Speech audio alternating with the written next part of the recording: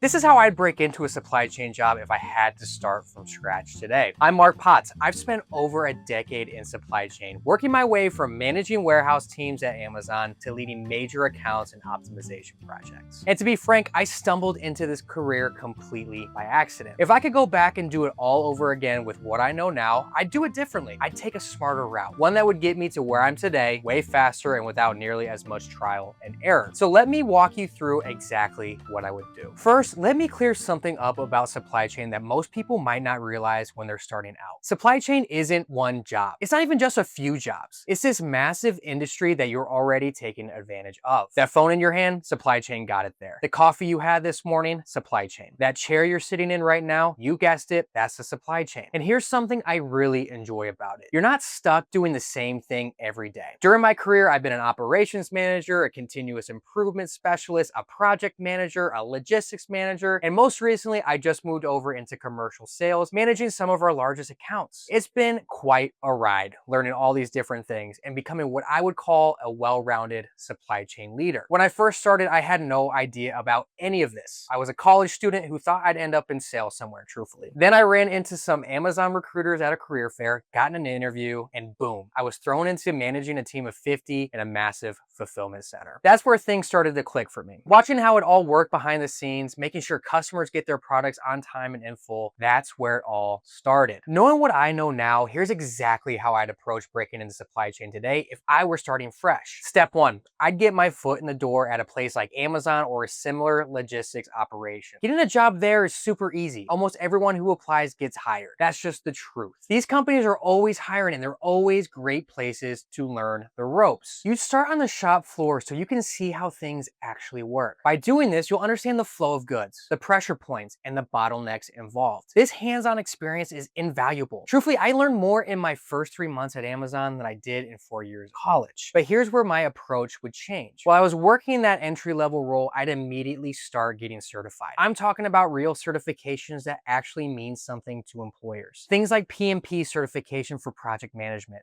Scrum Master for agile methodologies, and Lean Six Sigma for process improvement. These aren't just pieces of paper. They're practical skills that help you actually be successful in the role. They teach you how to problem solve, how to lead projects, how to drive real improvements. And this is exactly why I built these concepts into the Course Career Supply Chain Coordinator course, because they're the things that actually matter in the real world. Here's the absolute most important thing I'd focus on that would change everything: building relationships. Let me tell you something, every single role I've ever gotten has been because somebody in a leadership position either greased the wheels for me, stole me from another team, made an introduction, or opened a door. Your network is your greatest asset, period. So while I'm working that entry-level job and getting my certifications, I'd be focusing on building connections. I'd be showing up to team meetings ready to contribute. I'd be asking leaders if I could grab 15 minutes of their time to learn about their career path. I'd be volunteering for extra projects that put me in front of different people. Here's another thing most people don't do that would make landing that next opportunity so much easier: building my personal brand. I'd get on LinkedIn and start engaging with content about supply chain. I'd share what I'm learning. I'd comment on industry trends. I'd connect with people working in the roles that I'm interested in. Most people just have a generic resume and click apply like everyone else. You have to find a way to set yourself apart, especially in this market. On top of that, I'd be obsessed with learning about technology. Supply chain is being completely transformed by technology right now. Warehouse management systems, transportation management systems, automation, AI-driven forecasting. If you understand the tech side of things, you immediately become more valuable. So I would take every opportunity to learn the systems my company uses. I'd ask questions about why we use certain tools. I'd look for ways to improve processes through that technology. This kind of curiosity and drive to understand the full picture is what gets you noticed. That's what opens doors. Now let's talk about why certifications matter so much, especially today. College has become extremely expensive and costs are only rising. And look, I went to college, I got my degree in business management and entrepreneurship. I'm even finishing my MBA, so by no means am I anti-college. But here's the kicker, guys. I took 9 credit hours of music classes, and let me tell you, history of rock and roll hasn't done much for me in my supply chain career. I'm purely saying that for the price, you should get a fluff-free experience. Even in in my master's level courses. Technology is just moving so quickly that some of the courses felt a little outdated, and the growth of AI is only accelerating this. For the amount of money it costs, we're talking 27 grand to 56 grand per year when you include tuition fees and living expenses. It just doesn't make sense for most people, especially when the average graduate leaves with over $37,000 in debt.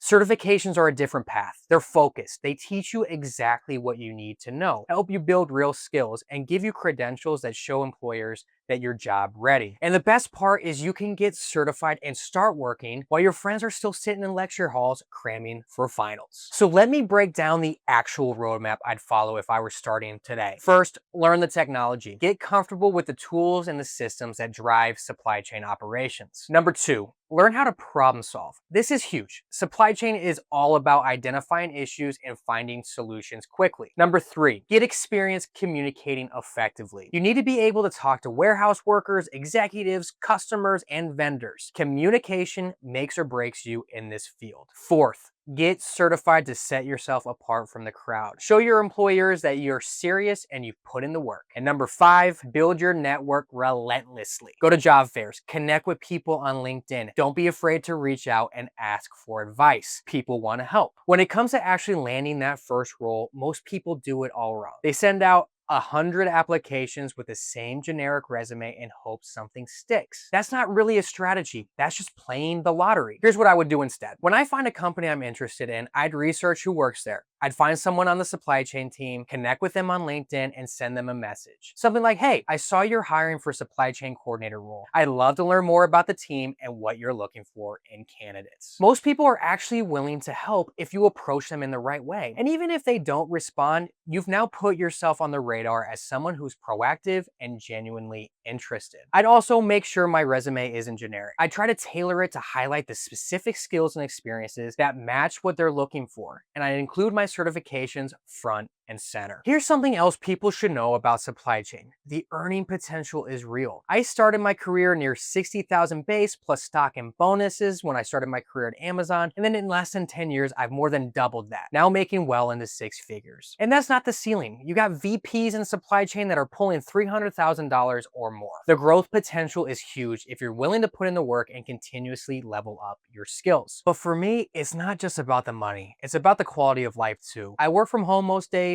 I travel when I need to. I visit manufacturing facilities and customers. I've got flexibility. And because I got into this field early and built my career intentionally, my wife can now stay home with our daughter. We've also been able to travel and build the life that we want. That's what this career path has given me. So if I'm being completely honest about whether I choose college or something like course careers if I were starting over today, look, college worked out for me, so I don't know if I would change that, but I also know that I got lucky in a lot of ways. And for most people today, especially those getting generic bachelor's degrees that don't necessarily lead anywhere specific, it's worth rethinking. If I had to start over, here's what I would do. Get that entry-level job on the shop floor at a logistics company. Learn the ropes from the ground up, then immediately get certified through a program like Course Careers that teaches practical skills without all that fluff. My student Tyrell went through the program and landed a supply chain role paying $63,000 with full benefits. That combination of real-world experience plus focused certification unlocks so many opportunities to grow into leadership roles. And I do it all while building relationships, being curious, and showing ambition. Because at the end of the day, 9 out of 10 people have the transferable skills to succeed in supply chain. The challenge is just getting your foot in the door. And that comes down to meeting people, going to job fairs, networking, building your brand on LinkedIn, and showing that you have the real skills through real certifications. Supply chain has been an incredible career path for me. It's given me opportunities I never imagined when I was that college student stumbling into that career fair. And if you're willing to be strategic about it, keep learning and building real relationships along the way, it can do the same for you. So that's how I'd break into supply chain if I could start over. Now it's your turn to make it happen. We'll see you in the next video.